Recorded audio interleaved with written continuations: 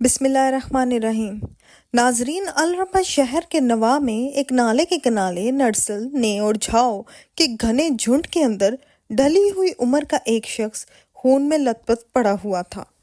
ایسا لگتا تھا لمحہ بلمحہ اس پر نکاہت طاری ہو رہی ہو، جس کے باعث وہ تھوڑی دیر کے لیے آنکھیں بند کر لیتا تھا، دوبارہ شاید زندگی کے سفر کو برقرار رکھنے کے لیے آنکھیں کھول کر ادھر ادھر دیکھنے لگتا تھا۔ اچانک وہ چونک پڑا، اس لیے کہ اس کے کانوں میں ایک صدا پڑی تھی۔ کوئی قرآن مقدس کی تلاوت کر رہا تھا، اور تلاوت کرنے کا انداز ایسا موہ لینے والا تھا کہ خون میں لت پت اس زخمی کو ایسا لگا جیسے گرم بیابانوں کے ریگ میں رموز کن فایا کن اور زبان وحی کی پکار کی طرح اتصال عبودیت اور ربوبیت دلوں کا تریاک اور آنکھوں کا مرہم بن کر اٹھ کھڑا ہوا ہو۔ سرکنڈوں کے جھنڈ میں پڑا وہ زخمی نصرانی لگتا تھا، اس لیے کہ اس کے گلے میں سنہری سلیب لٹک رہی تھی۔ اس آواز پر چونکا تھا۔ آواز لمحہ بھر کے لیے خاموش رہی۔ بوڑھا بے چین ہو گیا، وہ شاید پھر اسی آواز کو سننے کا متمنی تھا، یہاں تک کہ آواز پہلے کی نسبت زیادہ پرجوش ہو کر اور قریب سے اس طرح سنائی دی، گویا جہاں کوئی معلم غیب و شہود کے سنگم پر کھڑے ہو کر فسوخیز چاندی کی طرح نگار خانہ کن میں خیر و مہر کی ضیاء، زمزمہ، حکمت و ادراک کے گوہر اور فہم و استبصار کی صدائیں بلند کرنے کا عزم کر چکا ہو۔ بوڑھے کے لبوں پر ہلکا سا تبسم نمودار ہوا۔ شاید اس جنگل میں اسے امید نہ تھی کہ کوئی اس کی امید کے لیے آئے گا، اور تلاوت کرنے والے کی آواز نے اس کے دل میں زندہ رہنے کا جذبہ پیدا کر دیا تھا۔ جو شخص قرآن مقدس کی تلاوت کرتے ہوئے قریب آ رہا تھا، اس کی آواز تھوڑی دیر خاموش رہنے کے بعد دوبارہ کچھ اس طرح بلند ہوئی جیسے لیل مظلم میں نور بخش، سحر دلوں کے حریم گنبد میں روشنی کے گل بلاتے سویرے، صحرا کی کوک میں سرگرداں بانج ساتوں کے اندر تخلیق کی اہم ترین قدریں، اور تیرگی کے صحرا میں نور کی کشتیوں میں آئینوں کے ساغر اور اجالوں کی شمعیں اپنی موجودگی کا رنگ دکھانے کے لیے اٹھ کھڑی ہوں۔ بوڑھے نے جب محسوس کیا کہ تلاوت کرنے والا اس کے پاس سے گزر کر آگے نکل جانے والا ہے، تب اس نے اپنی پوری قوت اور طاقت کو اکٹھا کیا اور مجروح سی آواز میں اس نے مدد کے لیے پکارا۔ تلاوت کرنے والے کی آواز سنائی دینی بند ہو گئی تھی۔ پھر سرکنڈوں کے جھنڈ میں پڑے اس زخمی بوڑھے نے محسوس کیا جیسے ایک نہیں کئی لوگ اپنے گھوڑوں کو دوڑاتے ہوئے اس کی طرف آ رہے ہوں۔ رات کا آنچل سمٹ چکا تھا، چاروں طرف صبح کا دامن پھیلنا شروع ہو چکا تھا۔ ویرانوں میں جھانکتی سورج کی کرنیں اپنی نمو کی راہ میں حائل سارے خود سر جھونکوں کو اپنی لمس کی حدت سے دور کرتی چلی گئی تھیں۔ شبنم بدوش کلیاں، ندی نالوں کے ساحل، ساگر کی گہرائیاں، گلشن کی آغوش، غرض یہ کہ ہر شے جاگ اٹھی تھی۔ خون آلود بوڑھے نے دیکھا، تھوڑی دیر بعد 3 سوار اپنے گھوڑوں کو بڑی تیزی سے دوڑاتے ہوئے اس کی طرف آئے تھے، اور اس کے پیچھے کئی مسلح جوان جو چند دستوں پر مشتمل تھے ان کے ساتھ اس کی سمت آ رہے تھے۔ ایک سوار جو اپنے ساتھیوں سے قدرے آگے تھا، سب سے پہلے اس کی نظر اس بوڑھے پر پڑی۔ اسے خون میں لت پت دیکھتے ہوئے اپنے ہاتھ میں پکڑی ننگی تلوار اور ڈھال سمیت وہ اپنے گھوڑے سے کود گیا تھا۔ اس کی طرف دیکھتے ہوئے اس کے دونوں ساتھی بھی اپنے گھوڑوں سے اتر گئے۔ وہ نوجوان بوڑھے کے قریب آیا، اپنی تلوار زمین میں پیوست کی اور بوڑھے کا جائزہ لیا۔ پھر اس بوڑھے کو مخاطب کرتے ہوئے وہ کہہ رہا تھا، میرے محترم، آپ کون ہیں؟ کس نے آپ کو زخمی کیا ہے؟ اس وقت یہاں آپ اکیلے؟ کیا آپ کی کسی سے دشمنی تھی؟ میں دیکھتا ہوں تمہارے گلے میں سلیب ہے۔ تم نصرانی ہو؟ کیا تمہارا تعلق الربا شہر سے ہے؟ قریب ترین الربا ہی ایسا شہر ہے جہاں کافی تعداد میں نصرانی بستے ہیں۔ اس نوجوان کی اس گفتگو کے جواب میں بوڑھا نصرانی خاموش رہا، تاہم بڑے غور سے اس نوجوان کی طرف دیکھ رہا تھا۔ اس نے محسوس کیا جیسے اس کی آنکھوں میں بے سوز سپنوں کو دہکا دینے والی آگ کی لپٹیں اور اس کے چہرے پر صداقتوں کے سمندر میں ابن آدم کی معراج و کمال کی نشاندہی کرنے والے مشید کے راز چھپے ہوئے ہیں۔ اس کی جسمانی ساخت، اس کی آنکھوں کے تجسس، اس کے چہرے کے تاثرات سے بوڑھا محسوس کر رہا تھا جیسے وہ نوجوان سنگلاخوں کے آئینوں، ظلمتوں کو روشنی کے حالوں، ذروں کو صحرا کی وسعتوں، شبنم کو بے کراں ساغر، لالا گل کو برکے تپاں، خارزاروں کو تاکستانوں، راہوں کے غبار کو کہکشاؤں اور برفانی تودوں تک کو شعلوں میں تبدیل کرنے کے لیے پیدا کیا گیا ہو۔ بوڑھا اپنے خیالوں میں غرق تھا۔ اس نوجوان نے پھر اس بوڑھے کو چونکا دیا۔ آپ کہاں کھو گئے ہیں؟ کیا سوچ رہے ہیں؟ بوڑھے نے بڑی شفقت اور بڑی توجہ سے اس نوجوان کو مخاطب کیا۔ میں جانتا ہوں تم لوگ مسلمان ہو، اس لیے کہ تم میں سے کوئی اپنی کتاب مقدس کی تلاوت کر رہا تھا۔ وہی آواز سن کر میں نے تم لوگوں کو ان ویرانوں میں پکارا، یہاں کوئی میری مدد کے لیے نہیں تھا۔ نوجوان، اگر تم برا نہ مانو تو کیا میں تمہارا اور تمہارے دونوں ساتھیوں کے نام پوچھ سکتا ہوں؟ اس پر نوجوان مسکرایا اور کہنے لگا، میرا نام مجدد دین ہے، میں سلطان نور الدین زنگی کا ایک سالار ہوں۔ پورا نام مجدد دین بالالدایا ہے۔ میرے پیچھے جو نوجوان کھڑے ہیں ان کے دائیں جانب والا میرا چھوٹا بھائی شمس الدین ہے، اور اس کے ساتھ جو بائیں جانب ہے یہ میرا امزاد ہے، نام اس کا خطخ بن زاہد ہے۔ بوڑھا تھوڑی دیر خاموش رہا۔ لگتا تھا وہ اس نوجوان کی باتوں سے جس نے اپنا نام مجدد دین بتایا تھا مطمئن ہو گیا تھا۔ پھر کہنے لگا، عزیز، میرا نام کارلوس ہے، فرانس کے شہر ویزلی کا رہنے والا ہوں۔ ان علاقوں کی طرف کیسے آیا یہ ایک لمبی اور دکھ بھری داستان ہے۔ میرے ساتھ میری 3 بیٹیاں، 2 بیٹے، ایک بیوی بھی تھی۔ وہ کس حال میں ہیں میں نہیں جانتا۔ پہلے میری استدعا ہے کہ نرسل کے جنگل میں انہیں تلاش کرو۔ گو میں خود بھی نصرانی ہوں، لیکن صلیبی بھیڑیے ایک خاص مقصد کے تحت ہمارے پیچھے پڑ گئے تھے، جس کی بنا پر ہم جان بچانے کے لیے اس سمت بھاگے۔ ہمارا رخ الربا کی طرف تھا، اجنبی ہونے کے باعث راستوں سے بھٹک گئے۔ میں تم لوگوں کو اپنی پوری داستان بعد میں سناؤں گا۔ پہلے میری تم لوگوں سے کائنات کے خدا اور تمہارے رسول کے واسطے سے استدعا ہے کہ میرے پیچھے جو یہ جنگل پھیلا ہوا ہے اس میں میرے 2 بیٹوں، 3 بیٹیوں اور میری بیوی کو تلاش کرو۔ وہ یہی کہیں ہوں گے۔ تم لوگوں کی آمد سے تھوڑی دیر پہلے تک تعاقب کرنے والے صلیبی بھیڑیے سرکنڈوں کے اس جنگل میں ہمیں تلاش کرتے پھرتے رہے ہیں۔ پھر نہ جانے انہوں نے اندھیرے میں کیسی آوازیں سنی کہ وہ ایک طرف سمٹ گئے۔ جو سامنے نالا بہہ رہا ہے، بالکل تھوڑی دیر پہلے ناکام تلاش کے بعد وہ اس نالے کو عبور کر کے گئے ہیں۔ میرے خیال میں انہوں نے ابھی تک 1.5 میل سے زیادہ فاصلہ طے نہ کیا ہوگا۔ وہ تعداد میں 10 کے قریب ہے۔ اس پر مجدد دین بن الدایا ایک دم تبدیل ہو گیا تھا۔ اس کی چھاتی تن گئی تھی، چہرے پر غیظ و غضب کی پرچھائیاں اپنے سائے لہرا گئی تھیں۔ پھر وہ ایک دم اٹھ کھڑا ہوا اور اپنے پیچھے کھڑے اپنے سگے چھوٹے بھائی شمس الدین اور اپنے امزاد خطخ بن زاہد کو مخاطب کر کے وہ کہہ رہا تھا، میرے عزیز بھائیوں، میں لشکریوں کا ایک دستہ لے کر انہیں زخمی کرنے والے لوگوں کے تعاقب میں نکلتا ہوں۔ تم دونوں بھائی باقی لشکریوں کے ساتھ سرکنڈوں کے اس جھنڈ میں پھیل جاؤ اور اس کے اہل خانہ کو تلاش کرنے کی کوشش کرو، ساتھ ہی اس کے زخم صاف کر کے اس کی مرہم پٹی کا سامان کرو۔ اس کے ساتھ ہی مجدد دین اٹھ کھڑا ہوا، اپنے گھوڑے پر سوار ہوا، کچھ لشکریوں کو اپنے ساتھ لیا۔ پھر وہ ان کے ساتھ نالے کو عبور کرنے کے بعد بڑی برق رفتاری سے مغرب کا رخ کر رہا تھا۔ کچھ دیر تک اپنے گھوڑوں کو سرپٹ دوڑانے کے بعد مجدد دین نے اپنے ساتھیوں کے ساتھ ان مسلح 10 صلیبیوں کو جان لیا جن کی نشاندہی بوڑھے کارلوس نے کی تھی۔ ان کے بالکل قریب جا کر مجدد دین اپنے ساتھیوں کے ساتھ ان کی دائیں طرف سے چھوٹا سا کاوا کاٹتے ہوئے ان کے آگے نکل گیا۔ پھر ایک مناسب جگہ وہ ان کی راہ روک کر کھڑا ہوا۔ وہ صلیبی جنگجو تعداد میں واقعی 10 تھے۔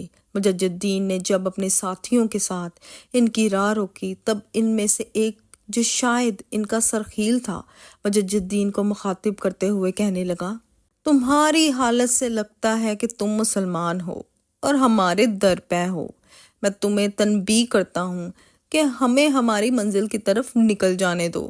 اگر تم لوگوں نے ہماری راہ روکی تو یاد رکھنا، اپنے لیے رحم مادر سے تاریک سموں اور اندھیری لحد کی اداسی اور غمگینی کو آواز دو گے۔ اگر ہمارا کہا نہیں مانو گے تو یاد رکھنا، ہماری نفرتوں، ہمارے غضب کو اور بڑھاؤ گے، اور پھر جب ہم تمہارے خلاف حرکت میں آئیں گے تو تمہیں بیکارہ ساتیر قوانین و قواعد اور فرسودہ و قدیم رسموں اور کہنا و روایت کی طرح روندتے چلے جائیں گے۔ کہنے والا لمحہ بھر کے لیے رکا، پھر وہ دوبارہ کہہ رہا تھا، یاد رکھو، ہم اپنے وطن سے دور پردیسی ہی سہی، مگر تمہاری ان سرزمین میں بھی سماوی نعمتیں، خدا کی برکتیں ہمارے ساتھ ہیں۔ ہم لوگ صلیبی نائٹ ہیں، ہم گھوڑوں کی ٹاپوں، عقابوں کی پھڑپڑاہٹ اور درندوں کی درندگی میں پل کر جوان ہوتے ہیں۔ صلیبی نائٹوں کا وہ سربراہ جب خاموش ہوا تو مجددین نے اسے انتہائی غصے اور ہولناکی میں مخاطب کیا۔ مجددین اپنے لشکریوں کے ساتھ فرانسیسی تیغ زنوں کو اپنے آگے آگے ہانکتا ہوا اس جگہ جب آیا جہاں وہ زخمی کارلوس کو اپنے چھوٹے بھائی شمس الدین اور اپنے چچا زاد خطق بن زاہد کے حوالے کر کے گیا تھا، اس نے دیکھا اس کے لشکریوں کا باقی حصہ اپنے گھوڑوں سے اتر کر ایک طرف کھڑا تھا۔ کارلوس کے زخموں کی مرہم پٹی کی جا چکی تھی، اب وہ پہلے سے بہتر حالت میں تھا۔ وہ لڑکیاں اس سے لپٹ کر پیار اور محبت کا اظہار کر رہی تھیں۔ مجددین اپنے گھوڑوں سے اترا، اس کی طرف دیکھتے ہوئے اس کے لشکری بھی اپنے اپنے گھوڑوں سے اتر گئے، اور فرانسیسیوں کو بھی انہوں نے ان کے گھوڑوں سے اتار دیا تھا۔ اتنی دیر تک مجددین آگے بڑھا، کارلوس کے قریب ہوا اور اس کو مخاطب کر کے کہنے لگا، میرے محترم، اب آپ کیسے ہیں؟ کارلوس نے اس بار قدرے پرسکون انداز میں کہنا شروع کیا، میرے عزیز، آپ کے ان دونوں بھائیوں نے میرا بہترین خیال رکھا ہے۔ آپ کے ان دستوں کے اندر جو طب کے کام میں ماہر ہیں، انہوں نے میرے زخموں کی بہترین دیکھ بھالی کی ہے۔ اب میں سمجھتا ہوں میں بچ گیا ہوں۔ آپ کے حالات تو پوری طرح آپ کے بھائی نے مجھے نہیں بتائے، اتنا ہی تعارف کرایا ہے کہ آپ نور الدین زنگی کے بہترین سالاروں میں سے ایک ہیں۔ اور کارلوس اس سے آگے کچھ نہ کہہ سکا، اس لیے کہ انتہائی سنجیدگی میں مجددین نے اس کی بات کاٹ دی۔ میں کچھ نہیں ہوں، میں سلطان نور الدین زنگی کے لشکر کا عام سا عسکری ہوں، بس قدرت نے آپ کی مدد کے لیے ہمارا انتخاب کر لیا۔ یہاں تک کہتے کہتے مجددین کو رک جانا پڑا، اس لیے کہ کارلوس نے ان دونوں لڑکیوں کی طرف اشارہ کرتے ہوئے کہنا شروع کیا، یہ میری دونوں بیٹیاں ہیں، بڑی کا نام مرسینہ اور چھوٹی کا نام مشال ہے۔ مجددین نے صرف لمحہ بھر کے لیے ان دونوں لڑکیوں کی طرف نگاہ کی۔ اس نے دیکھا مرسینہ ایسی خوبصورت تھی جیسے زیب و زینت دنیا مجسم کر کے بزم ترب میں لا کھڑی کی گئی ہو۔ وہ نغمات کی دھاروں، نغمہ و آتش کی سنگم جیسی حسین، وقت کے سیلاب میں ملکوتی پھبن جیسی پرجمال تھی۔ اس کے خد و خال کی رعنائی، اس کے اعضاء کی رموزیت، اس کے شبنم کی سی لطافت اسے ایک قیامت بنائے ہوئے تھی۔ اس کی لچکتی خم کھاتی کمر، نازک سجیلے ہاتھ، تیکھی نوکیلی انگلیاں، بلور سے تراشا بدن، باریک ریشمی بال اسے ایک قیامت بنائے ہوئے تھے۔ اس کا رخ گلگلوں، دہکتے لب، مرمر کے پیکر بازو، اس کا شفاف تن کمال قدرت کی صنائی پیش کر رہے تھے۔ دونوں لڑکیاں بھی مجددین کی طرف دیکھ رہی تھیں۔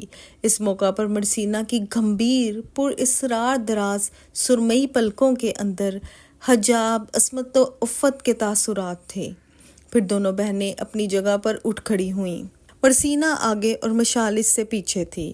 مرسینہ نے ایک سحر آفرین نگاہ مجددین پر ڈالی، پھر اس کے ریشم کے سے ہونٹ کھلے، طلسماتی جھٹکار سی آواز میں اس نے مجددین کو مخاطب کیا، امیر، میں، میری چھوٹی بہن، میرے باپ سبھی آپ کے ممنون اور شکر گزار ہیں کہ آپ نے ہماری حفاظت کا سامان کیا۔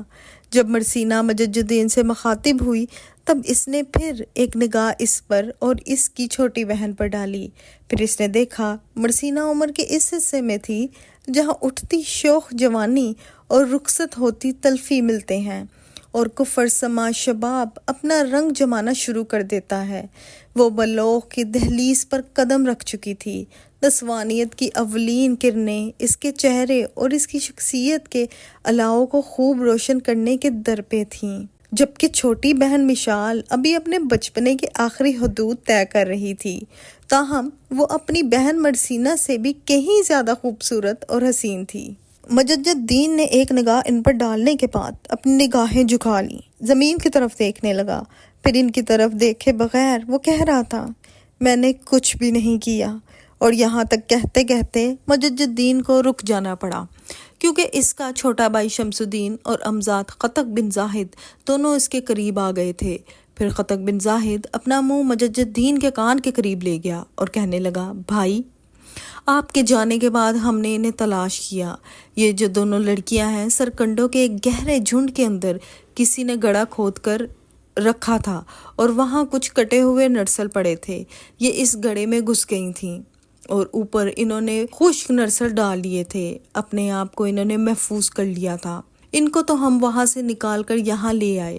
ہم جنگل میں آوازیں دیتے رہے، یہ اس گھڑے سے نہیں نکلیں۔ جب ہم نے انہیں یقین دلا دیا کہ ہم صلیبی بھیڑیے نہیں، ان علاقوں کے مسلمان ہیں اور الربا کا رخ کر رہے ہیں، اور یہ کہ ان کے زخمی باپ کی بھی ہم نے دیکھ بھال کر دی ہے، تب ہمت کر کے یہ دونوں گھڑے سے باہر آ گئیں اور ہم انہیں یہاں لے آئے۔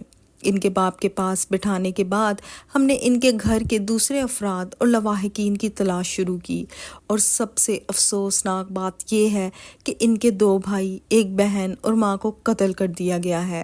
ان کی لاشیں ہم ابھی تک ان کے سامنے نہیں لائے۔ ان دونوں لڑکیوں کو ابھی تک نہیں بتایا گیا کہ ان کے دونوں بھائیوں، بہن اور ماں کو ان صلیبی جنگجو نے موت کے گھاٹ اتار دیا ہے۔ تاہم یہ اطلاع ہم نے کارلوس کو کر دی ہے۔ کارلوس کہنے لگا کہ ابھی تک میری بیٹیوں کو ماں، بھائی اور بہن کے قتل کی اطلاع نہ کریں۔ پہلے میری مرہم پٹی ہو لے، میں کچھ سنبھل جاؤں تو انہیں اطلاع کریں گے۔ کم سے کم انہیں یہ تو یقین ہو جائے گا کہ ان کا باپ زندہ ہے۔ اس طرح یہ مرنے والوں کا غم برداشت کر جائیں گی۔ اب جیسا آپ کہتے ہیں ویسا ہی کرتے ہیں۔ قطق بن زاہد کے ان الفاظ پر مجد الدین کے چہرے پر دکھ اور پریشانی کے آثار نمودار ہوئے تھے۔ پھر وہ فرانسیسی نائٹوں کے سرخیل کی طرف متوجہ ہوا۔ اس کے سامنے کھڑے ہو کر تھوڑی دیر تک بڑے غصے غضب سے اسے دیکھتا رہا۔ پھر اچانک اس کے چہرے پر تماچوں اور جسم پر گھوسوں کی بارش کر دی تھی۔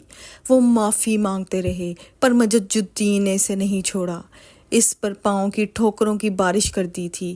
پھر وہ انتہائی غصے اور غضب ناکی میں دھاڑا، شیطان کے گمشتے، تو نے اس بے بس بوڑھے اور ان 2 معصوم لڑکیوں کی ماں، 2 بھائیوں اور ایک بہن کو کیوں قتل کیا؟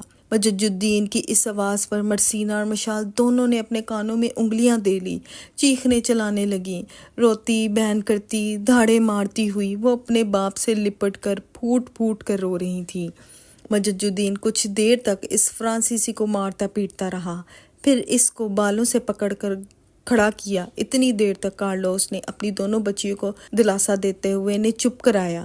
پھر مجد الدین کارلوس کے پاس آیا اور اسے مخاطب کر کے کہنے لگا، اب جب کہ آپ کی دونوں بیٹیوں کو بھی خبر ہو چکی ہے کہ ان کی ماں، 2 بھائیوں اور بہن کو ان صلیبیوں نے قتل کر دیا ہے، تو میرے محترم، میں آپ ہی کو ان سارے فرانسیسی نائٹوں کا منصف مقرر کرتا ہوں۔ یہ آپ کے ہم مذہب ہیں، لہٰذا میرا خیال ہے کہ آپ ہی ان کا بہتر فیصلہ کر سکتے ہیں، اس لیے کہ یہ آپ ہی کے مجرم ہیں۔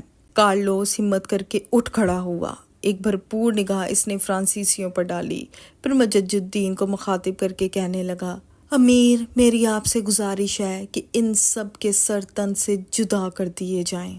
کارلوس کے ان الفاظ کے ساتھ ہی مجد الدین نے اپنے چھوٹے بھائی شمس الدین کو سر ہلا کے مخصوص اشارہ کیا، جس پر وہ مسکراتے ہوئے سنبھل گیا۔ اپنے کچھ مسلح جوانوں کو وہ حرکت میں لایا۔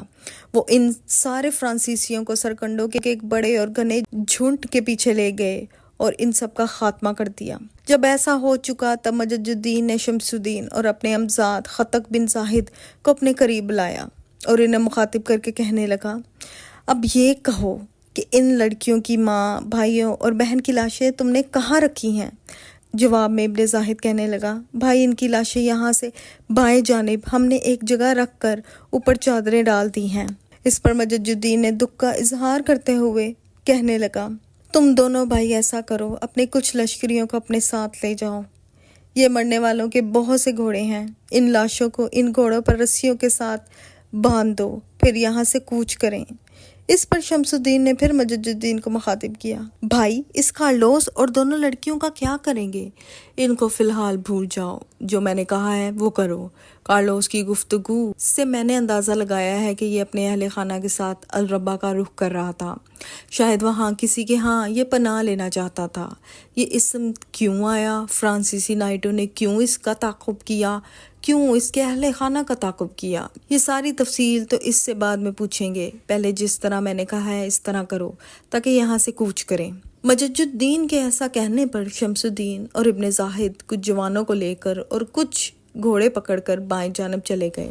پھر مجد الدین کارلوس کے پاس آیا اور دھیمے لہجے میں اس سے مخاطب کر کے کہنے لگا، میرے محترم، میں نے اپنے کچھ ساتھیوں کو بھیجا ہے، وہ آپ کے اہل خانہ کی لاشیں گھوڑوں پر رکھ کر لے آئیں گے۔ آپ ذرا اپنی دونوں بچیوں کو سمجھائیں کہ صبر اور تحمل سے کام لیں، جو ہونا تھا وہ ہو چکا، اسے واپس نہیں لایا جا سکتا۔ لاشوں کو لانے کے بعد یہاں سے کوچ کیا جائے گا۔